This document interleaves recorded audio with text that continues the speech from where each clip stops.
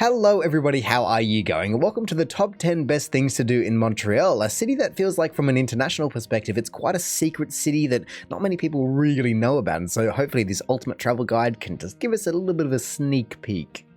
The economic and cultural capital of Quebec, Montreal is a cosmopolitan city that has an eclectic mix of old European charm and modernism.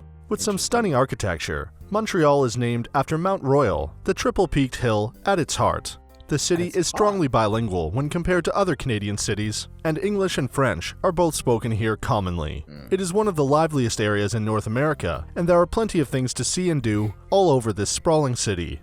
Well, already I have a couple of questions here, as I don't see any Three Peaks Hill in the middle of this city. I mean, maybe they're talking about the hill that I can see in the background, or maybe it's facing the other way. I have no idea where this hill would be and how close is it truly to the city. I also didn't know that it was very hilly around this area. Obviously, this entire area around Ottawa, Vancouver, Montreal, it's all kind of around the Great Lakes area, and so I guess there is going to be a bit of elevation gain, but I believe that Vancouver would take the cake for having a mountain at its doorstep, surely. And I also do feel as though it's a little bit of a stretch of the imagination to be saying that it's one of the most lively cities in North America. I mean, of course, you do have a big creative scene, and obviously the multilingual scene is going to make a culturally lively city, but really, when I see these quote-unquote big cities in North America, a lot of them to me aren't that big. I mean, the buildings don't look that big, it's not that kind of congested, it's not that big CBD like New York, and I guess also Sydney, as Sydney is actually quite a large city, and I guess that's because it is a global city. Australia doesn't compete with some countries in terms of population, but Sydney certainly does, and these just look like quite small back-end towns when you just don't have that massive high-rise constant building structure.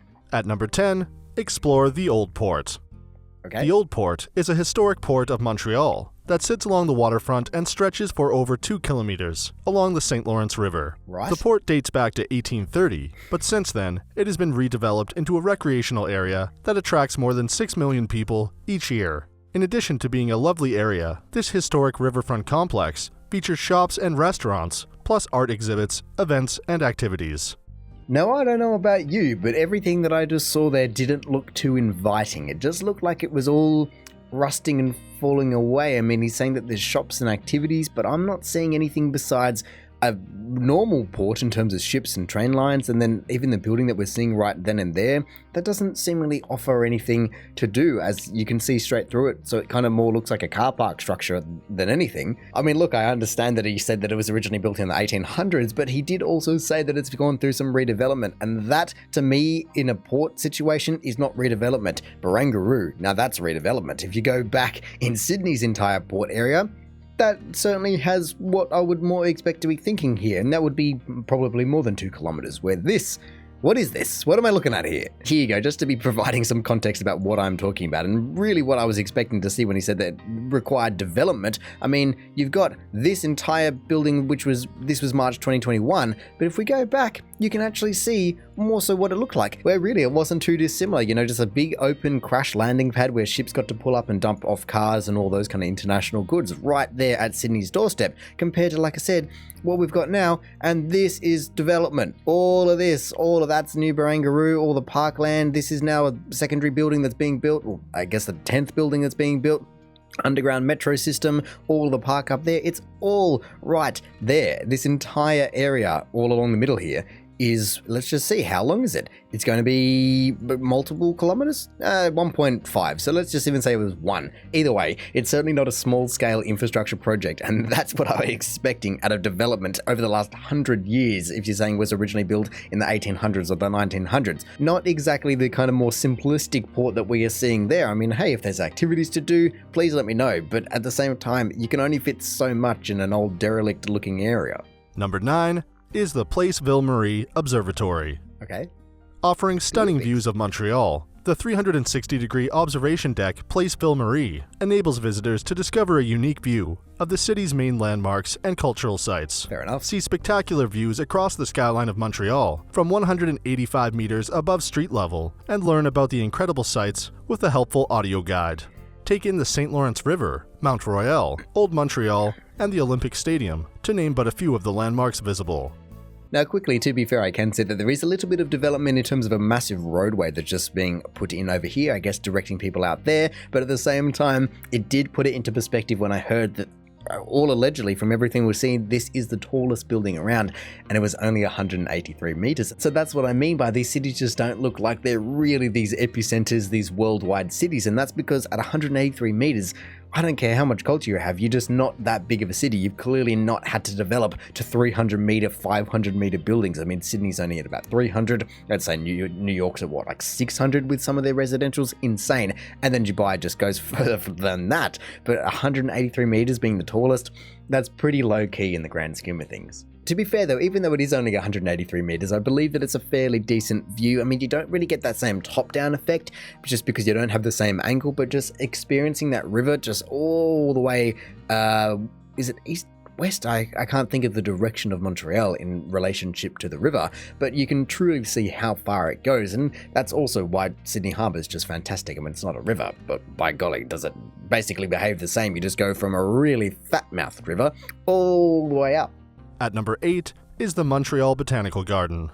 Okay. The Montreal Botanical Garden is a 75-hectare garden that sits in Montreal's Rosemont, La Petite Patrie borough. It is a National Historic Site of Canada, as well as being one of the most significant botanical gardens in the world. There are 10 large greenhouses, each tailored to a specific theme, with 22,000 species on show, such as bonsai trees in the Japanese garden. Outdoor areas include a colorful rose garden and a stunning alpine garden, and there is also an area that focuses on the preservation of indigenous species, including medicinal plants. Now, it's awesome to see that they have such a wide variety of plants, but I must admit I was a bit taken back when they said that it was all in greenhouses, because I went, why would you put it in? Oh, I know why. Because, well, even from the start here, we saw that this plant, for instance, comes from Sri Lanka. And I cannot imagine that any plant native to Sri Lanka is going to be dealing with snow and cold weather too well. And so I've just never thought of a botanical garden being inside, especially considering he said it was a 75 hectare. No, it must be acre. A hectare would be a little bit too big, especially to be inside. I mean, of course, not everything is going to be inside, as that would be a lot of glass and everything. But realistically, it's just so different to say that a botanical garden is all inside in greenhouses, just protected from the outside. Number 7 is the Museum of Archaeology and History. Okay. A major attraction in Old Montreal, this museum complex was opened in May 1992 to showcase and raise awareness of Montreal's history and archaeology. The museum consists of 6 buildings and structures that encourage exploration of both the complex's exhibitions and its archaeological digs. A dig revealed the foundations of the city's original settlement, established in the 17th century, and visitors can follow the development of Montreal from its days as a fledgling colony up to the present day.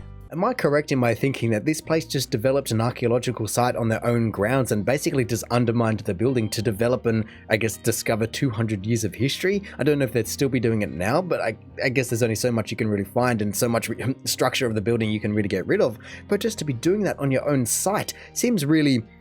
I guess not weird, because that's kind of what the entire place is built upon, but at the same time, it's definitely different. Not many museums or anything of that sort are going to be going ahead and doing discoveries on their own site. You're not looking for Cleopatra in the middle of Egypt just under its own museum. I mean, looking at these little tunnels here, I mean, I guess they could almost be called catacombs. I don't know how big or small or how prolific they are, but it's certainly cool just to be going back and discovering these places that people built for whatever reason. I don't know why you would be building these tunnels back in the 1700s, especially if there is now water in them, or I guess there always would have been water in them leaking in from all around, but why do you have these tunnels and what are they for? It would be an interesting experience, but I think it's also maybe more so interesting if you've lived there your whole life to go, oh wow, look at this entire city that's kind of opening up below me, if they are really that prolific, compared to a international tourist or even a domestic tourist coming over and going, cool tunnels, bro. At number 6 is Voels en Voels. Voels en Voels is a family adventure park offering aerial obstacle courses, climbing, and many other outdoor activities in the world of royalty and pirate ships. Jesus. Visitors can climb aboard life-size replicas of an 18th century ship over 100 feet long and hang on to one of the aerial adventure courses, ranging from 2 feet to 35 feet high. Then climb the wall of the pirate ship or run through the inflatable playground. Located along the riverbank of Old Montreal, it is an amazing outdoor activity for all the family. Yeah, that does look very, very compact in a good way. Like, there's just so much to do in such a tiny area, and it does look as though it can get very, very busy. And so I guess one drawback is going to be the lines and the queues, but that's just a drawback of any place that is going to be good and popular. And so that could be with anything. I do, however, wonder, does this thing stay open all year, or do they shut down in the winter months because it's just been deemed to be too cold, things freeze up, people's hands, injuries and slipping, and all the hazards surrounding that, where compared to this marvelously grey sky that we're looking at here, people are still in, I guess, long pants and long sleeves and everything like that. So I can't imagine that it would be summer, but it's obviously not snowing. It might be 8 degrees, something like that. People wouldn't be too warm or too cold. At least this is going to keep you very, very warm just monkeying around, especially just on that replica pirate ship. I mean, it kind of looks like a pirate ship with all the layers of it, and I don't believe we got to see the replica pirate ship, but either way, I do like what they've done here. Any of these kind of treetop adventure parks, high rope adventure parks is just great for people to be getting around, kids, adults alike, people conquering their fears if that's something that they want to be doing, or just people running through, just running amok, just really just going back to their animalistic roots almost. Number 5 is the Montreal Museum of Fine Arts. Ooh, what is that? Montreal's most prestigious museum has been building its collection of fine arts for more than 150 years and is located on the historic Golden Square mile stretch of Sherbrooke Street. This spacious museum showcases Quebec and Canadian visual works, plus international contemporary art. There is an impressive assortment, including pieces by such renowned artists as Rembrandt, El Greco, Renoir, Cezanne, and Picasso. Okay. I can't exactly say that I know too many of those names, but Picasso at the end there certainly piqued my interest. And I mean, it wasn't the best footage to be showing how prolific and how big their collection is. I mean, I don't know if you're really able to take photos of some places. I know in some museums they don't really like it. That thing at the start here, I would love to know more about that in terms of, it looks almost like it's made of neon tubes, or I don't know what else it would be made of. I mean, there's a million and one things it could be, but I'm just trying to figure it out from looking at it going, that looks like it's a very intricate looking piece of art right there. Something that took many hours to be making. At number 4 is Mount Royale. Here we go. Mount Royale is a large hill in the city, immediately west of downtown Montreal. It is part of the magnificent Mount Royale Park and an ideal site for admiring a wide variety of plants and birds, or for enjoying outdoor activities. Hike or cycle up the winding path to the top of the hill for some breathtaking views of the city. Other attractions on Mount Royale include the Smith House, a heritage house where you can learn about the mountain, and Beaver Lake, featuring a playground and ice skating in winter. Of course, it's going to have some ice skating and everything like that in winter. I mean, to be honest, it looks like that kind of square had a lot of people just rolling around, I guess, on scooters and things like that.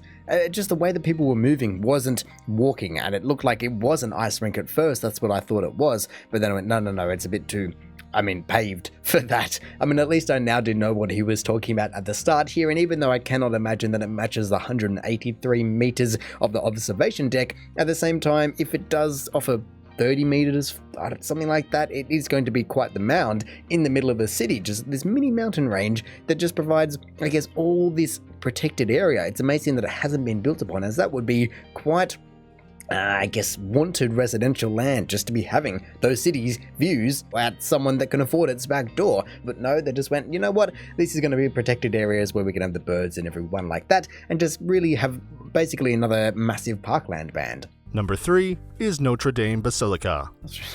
The Notre Dame Basilica towers high over the cobblestone streets of Montreal and is located in the historic district of Old Montreal. The city's most splendid Catholic church was built over the years 1824 to 1829 to serve as a parish church. It is one of the oldest examples of Gothic Revival religious architecture in Canada and is known for its intricately designed interior, which includes stained glass chronicling the history of the city.